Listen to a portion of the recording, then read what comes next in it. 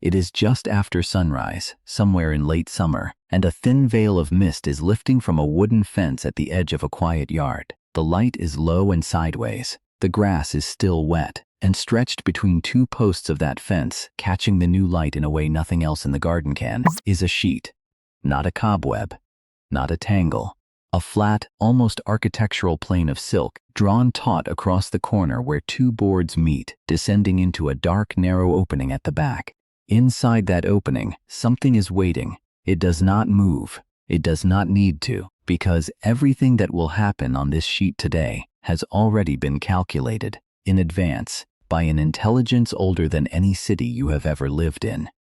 You may have walked past this exact structure 100 times. You may have, without thinking, swept it away with a broom or a garden hose, assuming it was the dusty residue of an empty house or the careless mess of a neglected corner. The geometry should have told you otherwise. The sheet is not random. It is engineered. A horizontal trampoline of silk with a funnel-shaped retreat at one edge. The threads are too clean, the angles are too consistent, and the opening when you look closely is not a hole. It is a doorway. What you are looking at is the surface trap of a funnel weaver, a spider of the family Agelenidae, and the small, quiet animal hidden inside that doorway is one of the most efficient pest control units that has ever existed on the surface of this planet. Almost everything you were taught about this web is incomplete. It is not abandoned. It is not dirty. It is not a sign of neglect or rot or anything you should be ashamed of. The funnel weaver does not build in dark, decaying corners because it likes filth. It builds there because those corners offer the precise combination of shelter, anchor points, and insect traffic that its hunting strategy requires. The sheet is not wasted. It is infrastructure, and the spider behind it is not lurking. It is on duty. Here is what is actually at stake when you sweep one of these webs away. You are not cleaning. You are dismantling a guard post. In a single summer night, a healthy funnel weaver in an active web can intercept dozens of flying insects. Mosquitoes, midges, gnats, moths, wasps, fairy flies that lay eggs in your trash and your soil and your standing water. Across an entire fence line, across an entire neighborhood, that work compounds into something approaching invisible sanitation. Removing the web does not remove the spider's prey. It only removes the spider. And the prey, freed from one of its quietest predators, simply multiplies. The cost of a tidy fence, it turns out, is measured in mosquito bites you did not get used to getting. Begin with the silk itself. The funnel weaver's sheet web is not sticky. This is the first thing that surprises people who study these animals for the first time. Unlike the orb weavers, who coat their threads in glue droplets, Agelenids produce dry silk and rely on something else entirely, a dense, tangled mat of fine fibers that snag the legs and wings of insects through pure mechanical entanglement. The web does not catch the prey.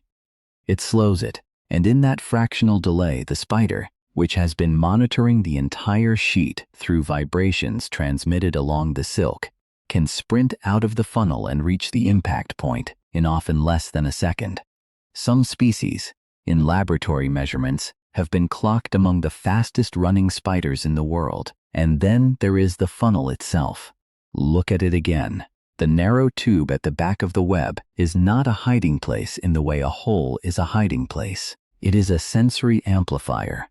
The silk lining the funnel transmits vibrations from every part of the sheet directly to the spider's legs, which are exquisitely sensitive to mechanical waves traveling through silk.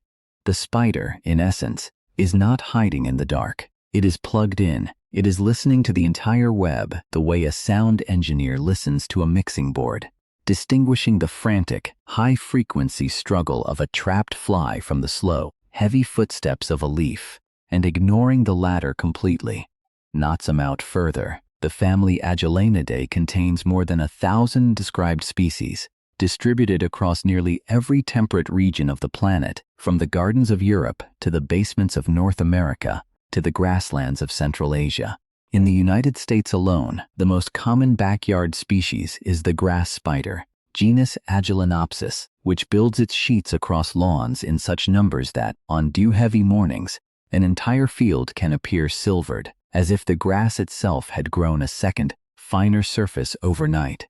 That silvering, photographed and shared each autumn under captions of mystery and unease, is in fact a population census of an army of pest controllers most people never knew they had hired. Thought some out again. The funnel weavers belong to a much older lineage. Spiders as a group appear in the fossil record at least 380 million years ago, meaning the basic body plan, the silk glands, the hunting instinct, were already operating before the first dinosaurs, before the first flowering plants, before nearly anything that walks today. Sheet-building behaviors of the kind funnel weavers practice are believed to be among the oldest forms of web architecture, predating the elegant orb webs that most people associate with spiders. The structure on your fence is a design that has been refined for at least 100 million years longer than human beings have existed.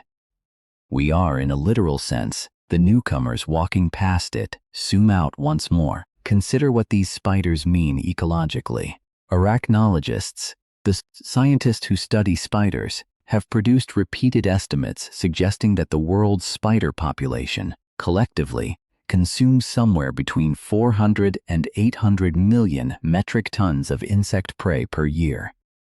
That figure, which first appeared in peer-reviewed work in the mid-2010s, is roughly comparable to the total mass of meat and fish consumed by the entire human species annually. Spiders are not a minor presence in the food web. They are one of the largest predator guilds on Earth, and funnel weavers, by virtue of their sheer abundance in human-modified landscapes, fences, gardens, lawns, sheds, are one of the groups doing that work closest to where we live. And one more layer, easy to miss. The funnel weaver's web is not permanent. Most species rebuild or extensively repair their sheets on a regular cycle, sometimes nightly, often after rain. Silk is metabolically expensive. The spider invests real biological resources into maintaining the structure, which means every time a web reappears in the same corner of your fence, you are not seeing laziness or neglect. You are seeing a return to work, a small animal again and again choosing the same address, the same shift, the same patient geometry, because the math of insect traffic in that exact corner of your yard has not changed. There is something almost devotional about it. The same corner, night after night. The same threads, drawn from the same body, in the same pattern, by an animal that will not live to see the next spring. The spider is not building for the future. It is building for the night, and then the next night, and then the one after. Each web is, in its quiet way, a single sentence in a conversation that the species has been having with the wind and the dew and the insects for 100 million years. And we, with our brooms and our hoses and our preference for clean surfaces, have been interrupting that conversation without ever realizing it was being spoken. There is something humbling about being protected by what you tried to erase. So go back, in your mind, to that fence at sunrise. The mist is still lifting.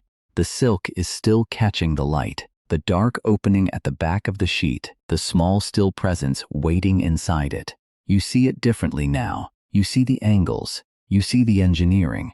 You see the patient, listening animal at the center of a structure older than your language and quieter than your footsteps.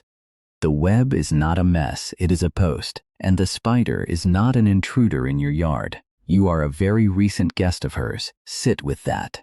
Then tell me below, what did you notice the next time you looked at a web on your own fence, your own window frame, your own garden shed? Did you see the funnel? Did you see the angle of the sheet? Did you leave it where it was? Tomorrow morning, look again.